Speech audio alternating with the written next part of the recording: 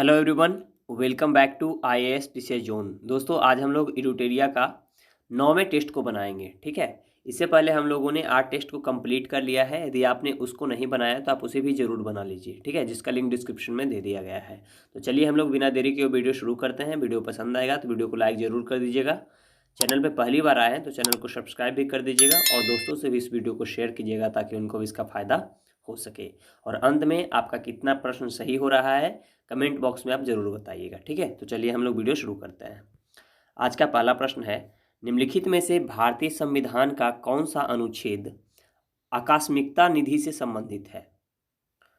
तो इसका right answer हो जाएगा ऑप्शन सी, अनुच्छेद 267। ठीक है, अनुच्छेद 267 जो है आकस्मिकता निधि से संबंधित है।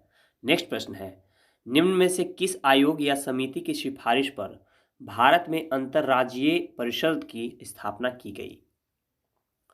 तो इसका राइट आंसर हो जाएगा ऑप्शन डी, सरकारिया आयोग के सुझाव पर।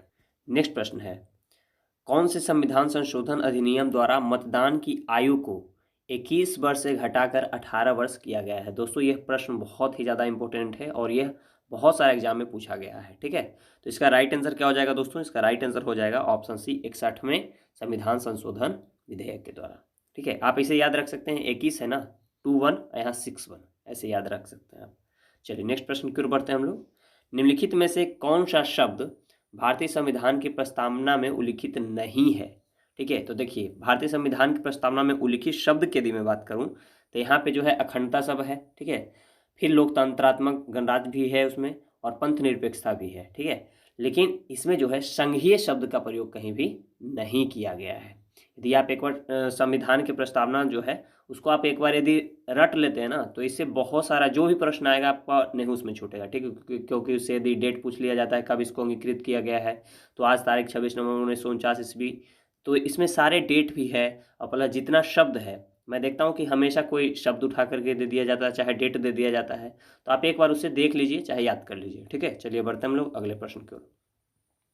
भारतीय संविधान के अंतर्गत निम्नलिखित में से कौन सा मौलिक कर्तव्य नहीं है? ठीक है, मौलिक कर्तव्य इसमें नहीं दिया गया है। तो मौलिक कर्तव्य की यदि मैं बात करूं तो उसमें वैज्ञानिक दृष्टिकोण की भावना का विकास करना बिल्कुल ये शामिल है। फिर सार्वजनिक संपत्ति की सुरक्षा, यह भी उसमें शामिल है। संविधान का पालन तथा इसके आदर्शों का सम्मान, बिल्कुल ये शामिल है। लेकिन आम चुनावों में मतदान की कोई बात वहाँ पे नहीं की गई है, तो इसलिए ऑप्शन डी इसमें गलत है। नेक्स्ट प्रश्न की ओर बढ़ते हैं हम लोग। नेक्स्ट प्रश्न हमारा है, लोक लेखा समिति समीक्षा करती है, लोक लेखा जो समिति है वह समीक्षा करती है, तो लोक लेखा समिति जो है वह नियंत्रक एवं महालेखा परीक्षक के प्रतिवेदन की समीक्षा करती है। ठीक है, तो इसलिए इसका राइट आंसर ऑप्शन ए होगा। नेक्स्ट प्रश्न की ओर बढ़ते हैं। नीचे दिए गए तथ्यों पर ध्यान दीजिए। भारत के प्रथम मुख्य निर्वाचन आयुक्त सुकुमार सेन थे, बिल्कुल ये सही है। भारत के प्रथम मुख्य निर्वाचन आयुक्त जो थे वह सुकुमार सेन थे।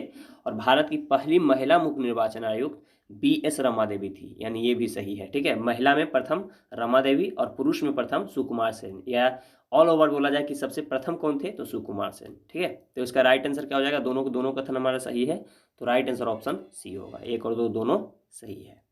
नेक्स्ट प्रश्न की ओर बढ़ते हैं। निम्नलिखित राज्यों में से किस राज्य में विधान परिषद नहीं है? ठीक है, विधान परिषद नहीं है, तो देखिए टोटल 6 राज्यों में है ना, तो इसमें से जो है कर्नाटक में है, आंध्र प्रदेश में है, तेलंगाना में है, लेकिन तमिलनाडु में नहीं है। ठीक है, तो राइट आंसर ऑप्शन बी होगा। नेक्स्ट प्रश्न की ओर बढ़ते हैं। निम्नलिखित में से कौन हिंदुस्तान रिपब्लिकन एसोसिएशन के संस्थापक सदस्यों में से एक थे? ठीक है, पहले HRA था, फिर उसको HSRA कर दिया गया है। ठीक है, तो हिंदुस्तान रिपब्लिकन एसोसिएशन पूछ रहा है, तो इसका राइट आंसर क्या हो जाएगा? इसका राइट आंसर हो जाएगा ऑप्शन ए, राम प्रसाद बिस्मिल भी उसमें शामिल थे। राम प्रसाद बिस्मिल थे, भगत सिंह थे। ठीक है, चलिए नेक्स्ट प्रश्न की ओर बढ़ते हैं। नेक्स्ट प्रश्न है, भारत में पुर्तगाली शक्ति का वास्तविक संस्थापक कौन था? ठीक है, वास्तविक संस्थापक, तो देखिए इसमें जो प्रथम बार जो है वास्को डी गामा का, प्रथम बार वास्को डी गामा कब आया था? 1498 ईस्वी में। ठीक है, उसके बाद कौन बना था? उसके बाद जो बना था वह बना था ये क्या बोलता है, अब फ्रांसिस्को द अल्मेडा। ठीक है, लेकिन जो वास्तविक है ना, वो वास्तविक जो था वह अल्बुकर्क था। कौन था? अल्बुकर्क। नेक्स्ट प्रश्न की ओर बढ़ते हैं। ब्रिटिश भारतीय राज्य क्षेत्र का अंतिम प्रमुख विस्तार हुआ है? ब्रिटिश भारतीय राज क्षेत्र का अंतिम प्रमुख विस्तार हुआ है, किसके समय में हुआ था? तो इसका राइट आंसर हो जाएगा डफरिन के समय में। किसके समय में? डफरिन के समय में। नेक्स्ट प्रश्न है 1857 के इलाहाबाद विद्रोह का नेता निम्न में से कौन थे? ठीक है, तो इलाहाबाद का नेता कौन था भाई? तो इलाहाबाद का था मौलवी लियाकत अली।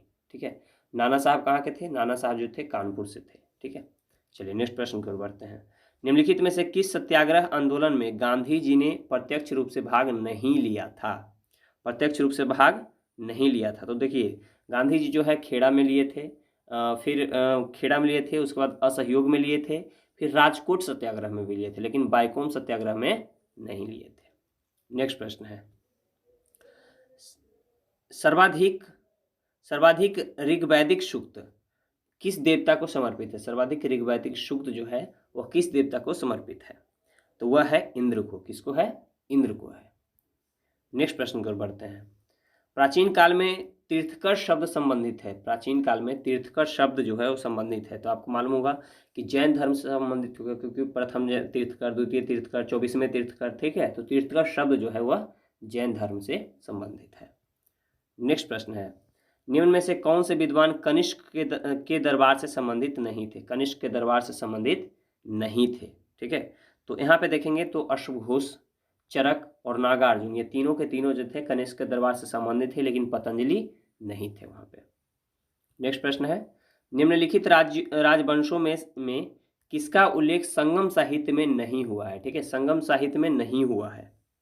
तो देखिए, चोल, चेर, पांड्य तीनों का हुआ है, लेकिन कदम्ब का उसमें नहीं हुआ है। तो राइट आंसर ऑप्शन ए हो जाएगा। नेक्स्ट प्रश्न है मोहम्मद गोरी को सबसे पहले किसने पराजित किया था? मोहम्मद गोरी को, तो मोहम्मद गोरी को सबसे पहले किया था भीम द्वितीय ने। किसने किया था दोस्तों? भीम द्वितीय ने। गुजरात पर जब ये आक्रमण किया था तो भीम द्वितीय ने इसको पराजित किया था। नेक्स्ट प्रश्न है निम्नलिखित में से किसने प्रसिद्ध कुतुब मीनार के निर्माण में योगदान नहीं दिया था? ठीक है, तो नहीं दिया था, तो यहाँ पे आप देखेंगे तो कुतुबुद्दीन ऐबक तो था ही, ठीक है, फिर इल्तुतमिश भी दिया था, और उसके बाद कुतुब मीनार की जो निर्माण है उसका शुरुआत कुतुबुद्दीन ऐबक ने किया था। ठीक है, लेकिन उसको वो पूरा नहीं कर पाया, तो इल्तुतमिश ने उसको पूरा किया, और जब एक बार बिजली गिर जाने से वो क्षतिग्रस्त हो गया तो फिरोज शाह तुगलक ने उसका मरम्मत कराया। ठीक है, लेकिन गयासुद्दीन तुगलक उसमें नहीं था, तो इसलिए राइट आंसर ऑप्शन सी होगा। नेक्स्ट प्रश्न है कृषकों की सहायता के लिए मध्यकालीन भारतीय शासक ने कबूलियत एवं पट्टा की व्यवस्था प्रारंभ की थी। ठीक है, तो इसका राइट आंसर क्या हो जाएगा दोस्तों? इसका राइट आंसर हो जाएगा शेर शाह सूरी। ठीक है, नेक्स्ट प्रश्न है निम्नलिखित में से किस शासक ने तीर्थ यात्रा कर जो है समाप्त किया था? तीर्थ यात्रा कर, तो तीर्थ यात्रा कर किसने समाप्त किया था? अकबर ने। राइट आंसर ऑप्शन ए हो जाएगा। नेक्स्ट प्रश्न है विश्व स्वास्थ्य संगठन का मुख्यालय कहाँ है? विश्व WHO का मुख्यालय जो है कहाँ है? ठीक है, तो WHO का मुख्यालय कहाँ है दोस्तों? ऑप्शन डी जिनेवा में है। नेक्स्ट प्रश्न है भारत का स्टैच्यू ऑफ यूनिटी जो कि सरदार वल्लभ भाई पटेल का बना है किस राज्य में स्थित है? तो इसका राइट आंसर क्या हो जाएगा दोस्तों? इसका राइट आंसर हो जाएगा ऑप्शन ए गुजरात में। नेक्स्ट प्रश्न है बुकर पुरस्कार जीतने वाली पहली भारतीय महिला कौन है? बुकर पुरस्कार जीतने वाली पहली भारतीय महिला, तो इसका राइट आंसर क्या हो जाएगा? इसका राइट आंसर हो जाएगा ऑप्शन सी अरुंधति राय। कौन है? अरुंधति राय जो है वो भारत की प्रथम महिला बुकर पुरस्कार जीतने वाली है। ठीक है, नेक्स्ट प्रश्न है विश्व मरुस्थलीय और सूखा रोकथाम दिवस किस दिन को मनाया जाता है? तो इसका राइट आंसर हो जाएगा ऑप्शन सी 17 जून को। कब मनाया जाता है? 17 जून को जो है विश्व मरुस्थलीय और सूखा रोकथाम दिवस मनाया जाता है। नेक्स्ट प्रश्न है अंतर्राष्ट्रीय परमाणु ऊर्जा एजेंसी यानी IAEA की स्थापना किस वर्ष की गई थी? IAEA की स्थापना कब की गई थी? तो इसका स्थापना किया गया था 1957 ईस्वी में। ठीक है, याद रखेंगे। नेक्स्ट प्रश्न है बार्ली लोक चित्रकारी किस राज्य की लोक कला का एक रूप है? बार्ली लोक चित्रकारी, ठीक है, तो यह है महाराष्ट्र का। कहाँ का है? वार्ली लोक चित्रकारी महाराष्ट्र का है। नेक्स्ट प्रश्न है भारत के पहले सफल परमाणु परीक्षण, ठीक है, यानी कि न्यूक्लियर टेस्ट का कोड नाम क्या रखा गया था? ठीक है, तो भारत का जो प्रथम जो था उसका नाम रखा गया था स्माइलिंग बुद्धा। क्या कोड रखा गया था? स्माइलिंग बुद्धा। नेक्स्ट प्रश्न है निम्नलिखित में से कौन एक राज्य दंडकारण्य क्षेत्र का भाग नहीं है? दंडकारण्य क्षेत्र का, ठीक है, दंडकारण्य क्षेत्र का भाग इसमें कौन सा नहीं होगा दोस्तों? देखिए उड़ीसा हो जाएगा, आंध्र प्रदेश और छत्तीसगढ़ होगा, लेकिन कर्नाटक इसमें शामिल नहीं होगा। ठीक है, तो राइट आंसर ऑप्शन सी हो जाएगा यहाँ पे। चलिए बढ़ते हैं हम लोग अगले प्रश्न की ओर।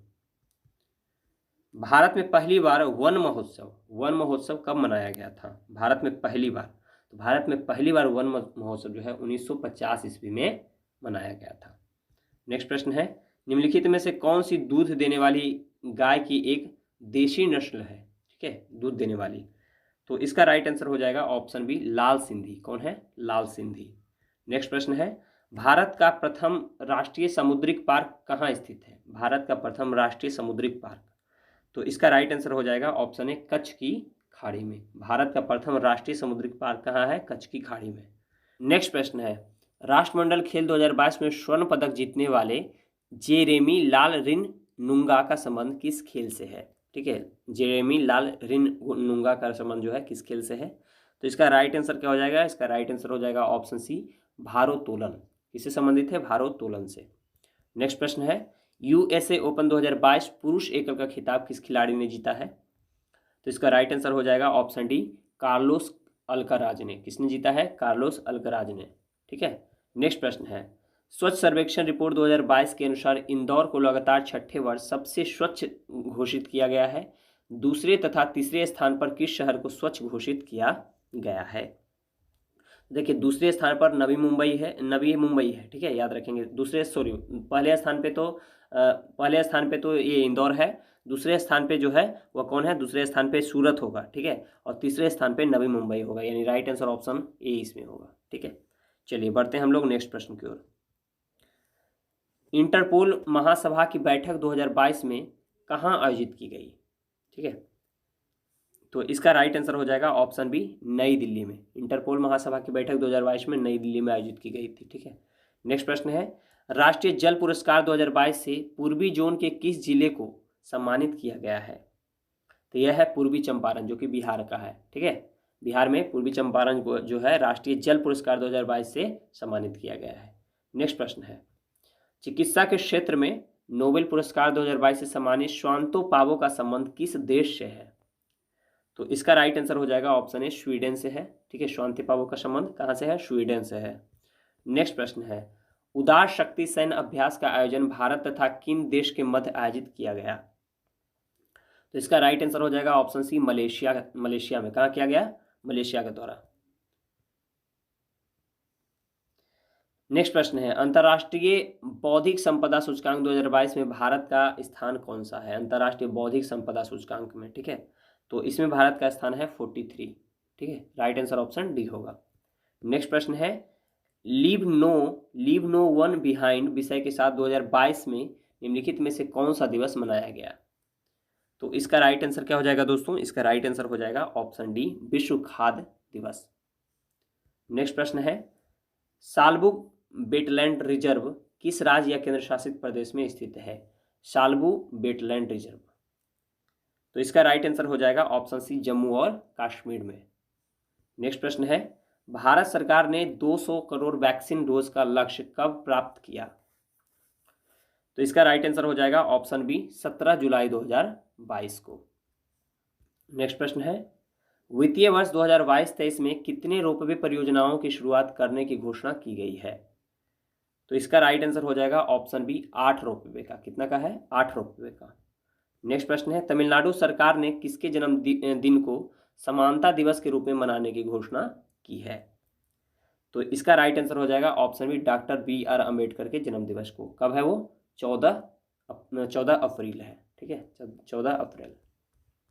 चलिए बढ़ते हैं हम लोग नेक्स्ट प्रश्न की ओर। 23वां SCO शिखर सम्मेलन की मेजबानी वर्ष 2023 में किस देश के द्वारा किया गया? तो इसका राइट आंसर हो जाएगा ऑप्शन सी, भारत के द्वारा। ठीक है, 23वां SCO शिखर सम्मेलन की मेजबानी जो है भारत के द्वारा किया गया। नेक्स्ट प्रश्न है, युवा 2.0 योजना की शुरुआत किस मंत्रालय द्वारा किया गया है? तो यह किया गया शिक्षा मंत्रालय के द्वारा। ठीक है, युवा 2.0। नेक्स्ट प्रश्न है, द इंडियन स्टोरी पुस्तक के लेखक कौन है? द इंडियन स्टोरी पुस्तक के लेखक कौन है? तो इसका राइट आंसर हो जाएगा ऑप्शन सी, बिमल जलान। बिमल जलान कौन थे? वो पूर्व गवर्नर थे। ठीक है, RBI के गवर्नर थे। ठीक है, चलिए नेक्स्ट प्रश्न की ओर बढ़ते हैं। भारत की खारे पानी से जलने वाली लालटेन का शुभारंभ जो है किया गया है, इसका नाम क्या है? भारत की खारे पानी से जलने वाली लालटेन का शुभारंभ किया गया है, इसका नाम क्या है? तो इसका राइट आंसर हो जाएगा ऑप्शन डी, रोशनी। क्या नाम रखा गया है? रोशनी, जो कि खारे पानी से जलता है। नेक्स्ट प्रश्न है, निम्नलिखित में किसके उत्पादन में ओडिशा का स्थान जो है प्रथम नहीं है? प्रथम नहीं है। तो यहाँ पे देखेंगे कोयला में जो है ओडिशा का स्थान प्रथम नहीं होगा, ठीक है। बाद बाकी क्रोमाइट, लॉयस, बॉक्साइड, ये तीनों में ओडिशा का स्थान प्रथम है। नेक्स्ट प्रश्न है, वन स्थिति रिपोर्ट 2021 के अनुसार भारत का वृक्षावरण प्रतिशत क्या है? तो इसका राइट आंसर हो जाएगा 2.19%। कितना है वृक्षावरण? 2.19%। नेक्स्ट प्रश्न है, सुभाष चंद्र बोस आपदा प्रबंधन पुरस्कार 2022 हेतु व्यक्तिगत श्रेणी में किसे चुना गया है? तो इसका राइट आंसर हो जाएगा ऑप्शन बी, विनोद वर्मा को। किसको चुना गया है? विनोद वर्मा को। नेक्स्ट प्रश्न है, हाल ही में जारी रिपोर्ट के अनुसार बिहार में गरीबी का प्रतिशत क्या है? गरीबी का प्रतिशत। तो इसका राइट आंसर हो जाएगा 51.91, ठीक है, 51.91%। नेक्स्ट प्रश्न है, आईसीसी T20 वर्ल्ड कप 2022 का विजेता कौन सा देश है? तो इसका राइट आंसर हो जाएगा ऑप्शन सी, इंग्लैंड। कौन है? इंग्लैंड है। नेक्स्ट प्रश्न है, निम्नलिखित में किसे संयुक्त राष्ट्र के जलवायु प्रमुख के रूप में चुना गया है? संयुक्त राष्ट्र के जलवायु प्रमुख। तो इसका राइट आंसर हो जाएगा ऑप्शन बी, साइमन स्टील को। किसको चुना गया है? साइमन स्टील को। नेक्स्ट प्रश्न है, अंतर्राष्ट्रीय पर्वत दिवस कब मनाया जाता है? तो इसका राइट आंसर हो जाएगा ऑप्शन ए, 11 दिसंबर को। 11 दिसंबर को अंतर्राष्ट्रीय पर्वत दिवस मनाया जाता है। नेक्स्ट प्रश्न है, मेजर ध्यानचंद खेल रत्न अवार्ड 2022 से किसे सम्मानित किया गया है? तो इसका राइट आंसर हो जाएगा ऑप्शन सी, शरत कमल अचंता को। किसको सम्मानित किया गया दोस्तों? शरत कमल अचंता को। नेक्स्ट प्रश्न है, पिंडार निम्नलिखित में से किसकी सहायक नदी है? पिंडार। तो इसका राइट आंसर हो जाएगा ऑप्शन बी, अलकनंदा की है। पिंडार जो है किसकी सहायक नदी है? अलकनंदा की। नेक्स्ट प्रश्न है, केंद्रीय मृदा संरक्षण बोर्ड का गठन किस वर्ष किया गया था? केंद्रीय मृदा संरक्षण बोर्ड का गठन किस वर्ष किया गया था? तो इसका राइट आंसर हो जाएगा ऑप्शन सी, 1953 ईस्वी में। नेक्स्ट प्रश्न है, प्रमुख एल्यूमिनियम कंपनी नाल्को की स्थापना किस देश के सहयोग से किया गया है? नाल्को की स्थापना। तो इसका राइट आंसर हो जाएगा ऑप्शन ए, फ्रांस की सहायता से। नेक्स्ट प्रश्न है, भारत की जलीय या समुद्री सीमा के साथ, ठीक है, जलीय या समुद्री सीमा के साथ जो है कितने देश जुड़े हुए हैं? ठीक है, तो इसका राइट आंसर क्या हो जाएगा दोस्तों? यहाँ पे आप देखेंगे तो इसका राइट आंसर हो जाएगा ऑप्शन सी, 7। कितने देश हो जाएंगे? 7 देश। नेक्स्ट प्रश्न है, ग्रीनलैंड द्वीप स्थित है। ग्रीनलैंड द्वीप जो है स्थित है, तो कहाँ पे स्थित है दोस्तों? तो इसका राइट आंसर हो जाएगा ऑप्शन सी, आर्कटिक महासागर में। कहाँ है? आर्कटिक महासागर का। विश्व का सबसे बड़ा द्वीप कौन सा है? तो ग्रीनलैंड है। नेक्स्ट प्रश्न है, शिमला, मंसूरी, मनाली आदि किस हिमालय का भाग है? शिमला, मसूरी, मनाली। तो इसका राइट आंसर क्या हो जाएगा? इसका राइट आंसर हो जाएगा ऑप्शन सी, लघु हिमालय का। किसका है? लघु हिमालय का। ठीक है, पहले क्या है? बृहद हिमालय है, फिर लघु हिमालय है, फिर शिवालिक की पहाड़ियाँ हैं। चलिए नेक्स्ट प्रश्न की ओर बढ़ते हैं। भारत तथा म्यांमार को कौन सा दर्रा जोड़ता है? ठीक है, भारत तथा म्यांमार को।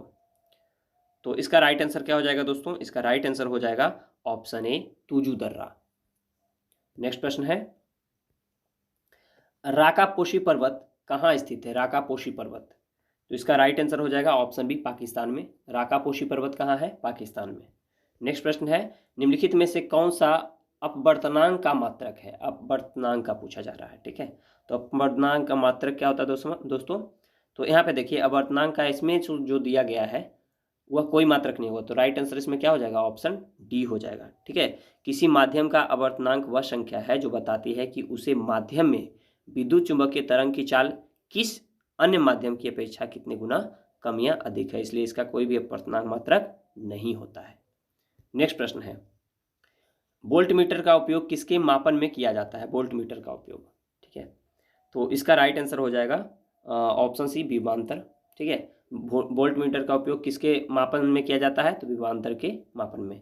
नेक्स्ट प्रश्न है, किसी गतिशील वस्तु की गतिज ऊर्जा यानी काइनेटिक एनर्जी किस पर निर्भर करती है? ठीक है, तो वह किस पर निर्भर करेगी? द्रव्यमान और वेग पर। राइट आंसर ऑप्शन ए हो जाएगा। नेक्स्ट प्रश्न है, न्यूटन के गति के प्रथम नियम को अन्य किस नियम से जाना जाता है? ठीक है, तो देखिए न्यूटन के जो प्रथम गति नियम है उसको जड़त्व का भी नियम कहते हैं, तो इसलिए राइट आंसर ऑप्शन डी हो जाएगा। नेक्स्ट प्रश्न है, गुरुत्वीय त्वरण यानी स्मॉल जी का मान निम्न में से किस पर निर्भर नहीं करता है? ठीक है, तो इसका राइट आंसर क्या हो जाएगा दोस्तों?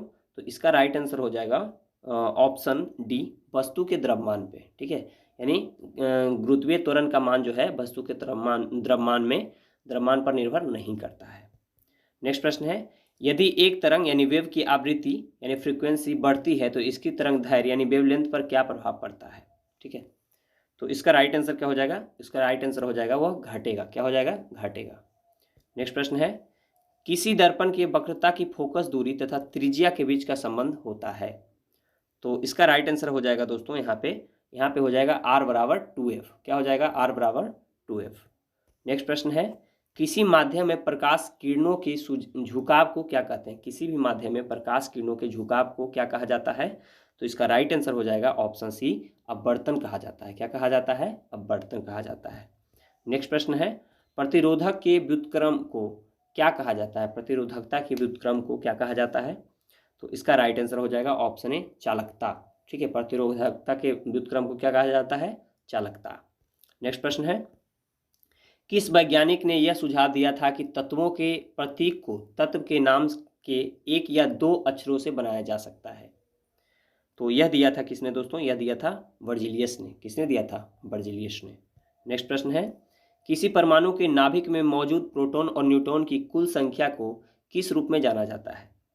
ठीक है, तो यह जाना जाता है द्रव्यमान संख्या के नाम से। ठीक है, राइट आंसर ऑप्शन सी हो जाएगा। नेक्स्ट प्रश्न है, ग्रेफाइट परमाणु में संयोजी इलेक्ट्रॉन की संख्या कितनी होती है? ग्रेफाइट परमाणु में। ठीक है, तो इसका राइट आंसर हो जाएगा ऑप्शन सी, 4। कितने होंगे? 4 होंगे। नेक्स्ट प्रश्न है, विसरण के संबंध में निम्नलिखित में से कौन सा कथन सत्य नहीं है? विसरण के संबंध में। ठीक है, तो विसरण के संबंध में देखेंगे कि गैसों के विसरण की दर उसके आयन पर निर्भर करता है, जो कि गलत दिया गया है। ठीक है, तो ये इसमें गलत हो जाएगा। बाद बाकी ये तीनों के तीनों क्या होगा? सत्य होगा। नेक्स्ट प्रश्न है, क्षार के गुणों के संबंध में निम्न में से कौन सा कथन जो है दोस्तों वह सत्य है? क्षार के गुणों के संबंध में तो क्या हो जाएगा? सभी कथन इसमें दिया गया जो है वह सत्य होगा, क्योंकि क्षार जो है लाल लिटमस को नीला बदल देता है। फिर क्षार में कड़वा स्वाद होता है। फिर क्षार विलयन में बिजली संचालित करते हैं। ठीक है, क्षार विलयन में जो है बिजली संचालित करते हैं। यानी तीनों के तीनों क्या है? सत्य है। तो इसलिए राइट आंसर ऑप्शन डी होगा।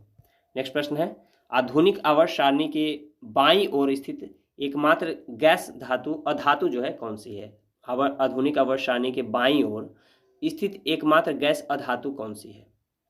तो इसका राइट आंसर हो जाएगा ऑप्शन बी, हाइड्रोजन। कौन सा हो जाएगा? हाइड्रोजन। नेक्स्ट प्रश्न है, निम्न में से किसका उपयोग जल की अस्थायी कठोरता दूर करने के लिए किया जाता है? जल की अस्थायी कठोरता को दूर करने के लिए तो यह किया जाता है धोवन सोडा का। किसका किया जाता है? धोवन सोडा का। नेक्स्ट प्रश्न है, निम्नलिखित में से किसे पानी में घोलने पर जिप्सम में परिवर्तित हो सकता है? निम्न में से किसे पानी में घोलने पर जिप्सम में परिवर्तित हो सकता है? तो इसका राइट आंसर हो जाएगा कैल्शियम सल्फेट हेमीहाइड्रेट को। ठीक है, कैल्शियम सल्फेट हेमीहाइड्रेट को जो है वह पानी में घोलने पर जिप्सम में परिवर्तित हो जाएगा। नेक्स्ट प्रश्न है, स्टेनलेस स्टील बनाने के लिए निम्नलिखित में से किस धातु को क्रोमियम के साथ मिलाया जाता है? स्टेनलेस स्टील बनाने के लिए। ठीक है, तो वह किया जाता है निकेल और लोहा को। नेक्स्ट प्रश्न है, निम्नलिखित में से कौन मकड़ियों का अध्ययन से संबंधित है? मकड़ियों का अध्ययन जो है क्या कहलाता है दोस्तों? तो मकड़ियों का अध्ययन जो है अर्कनोलॉजी कहलाता है, अर्कनोलॉजी। नेक्स्ट प्रश्न है, पेशी उत्तक कितने प्रकार की होती हैं? पेशी उत्तक, तो पेशी उत्तक जो है 3 प्रकार की होती हैं। ठीक है। नेक्स्ट प्रश्न है, एक ही प्रजाति की विभिन्न आबादियों के बीच की आनुवांशिक भिन्नता को जो है क्या कहते हैं? क्या कहा जाता है? तो वह कहा जाता है आनुवांशिक विविधता। क्या कहा जाएगा? आनुवांशिक विविधता। नेक्स्ट प्रश्न है, जंतुओं का सबसे बड़ा समूह क्या कहलाता है? जंतुओं का सबसे बड़ा समूह तो वह कहलाता है आर्थ्रोपोडा। ठीक है, आर्थ्रोपोडा समूह। नेक्स्ट प्रश्न है, स्तनधारियों के हृदय में कितने प्रकोष्ठ होते हैं? स्तनधारियों के हृदय में, तो स्तनधारियों के जो हृदय में जो है दोस्तों वह 4 प्रकोष्ठ होते हैं। कितने होते हैं? 4 प्रकोष्ठ होते हैं। नेक्स्ट प्रश्न है, सेब के फल में लाली का क्या कारण है? जो सेब होता है उसमें लाली का कारण क्या है? तो सेव में जो है लाली का कारण है एंथोसाइनिन। क्या है? एंथोसाइनिन। तो राइट आंसर ऑप्शन सी होगा। नेक्स्ट प्रश्न है, जीवन चक्र की दृष्टि से पौधे का सबसे महत्वपूर्ण भाग क्या है? जीवन चक्र की दृष्टि से, तो जीवन चक्र की दृष्टि से पौधे का सबसे जो महत्वपूर्ण पार्ट होता है वह होता है पुष्प। क्या होता है दोस्तों? पुष्प होता है। चलिए नेक्स्ट प्रश्न की ओर बढ़ते हैं। यहाँ पे जो है आपको सूची 1 से सूची 2 को आपको यहाँ पे जो है सम्मिलित करना है। ठीक है, तो चलिए हम लोग सम्मिलित करते हैं। तो सबसे छोटा बीज क्या कहलाएगा? आर्किड्स कहलाएगा। क्या कहलाएगा दोस्तों? आर्किड्स कहलाएगा। यहाँ पे ध्यान देंगे, सबसे छोटा जो बीज है वो क्या कहलाएगा? आर्किड्स कहलाएगा। ठीक है, यानी 1 का तो 3 हो जाएगा। उसके बाद फिर देखेंगे कि सबसे छोटा गुणसूत्र क्या कहलाएगा। तो सबसे छोटा जो गुणसूत्र होगा शैवाल का।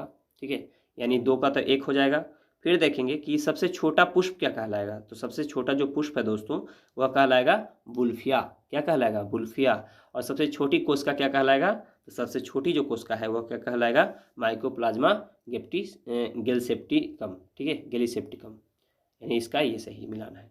तो इस प्रकार देखेंगे तो 3, 1, 2 और 4, 3, 1, 2 और 4, यानी राइट आंसर ऑप्शन ए हो जाएगा। नेक्स्ट प्रश्न है, निम्नलिखित में से किस समिति का संबंध जो है मुद्रा आपूर्ति की अवधारणा से है? ठीक है, तो इसका राइट आंसर हो जाएगा वाई.बी. रेड्डी समिति का। किससे है? वाई.बी. रेड्डी का संबंध जो है वह मुद्रा आपूर्ति की अवधारणा से है। नेक्स्ट प्रश्न है, रुपये की परिवर्तनीयता का क्या तात्पर्य है? रुपये की परिवर्तनीयता। ठीक है, तो इसका राइट आंसर हो जाएगा रुपये को अन्य मुद्राओं में परिवर्तित करने हेतु अनुमति। ठीक है, रुपये को अन्य मुद्रा में परिवर्तन करने हेतु अनुमति जो है वह रुपये की परिवर्तनीयता कहलाता है।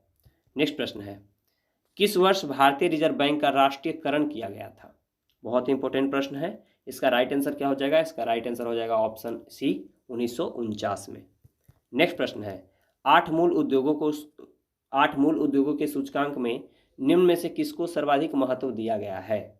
तो इसका राइट आंसर हो जाएगा ऑप्शन डी, रिफाइनरी उत्पाद को। किसको दिया गया दोस्तों? रिफाइनरी उत्पाद को। चलिए नेक्स्ट जो लास्ट का 5 प्रश्न है वो गणित का है, आप इसे सॉल्व कर लेंगे। ठीक है, यहाँ पे मैं जो इसका राइट आंसर है वो मैं बता देता हूँ। तो ये जो 96 नंबर प्रश्न है, जब आप इसे सॉल्व करेंगे तो इसका राइट आंसर आ जाएगा 1845।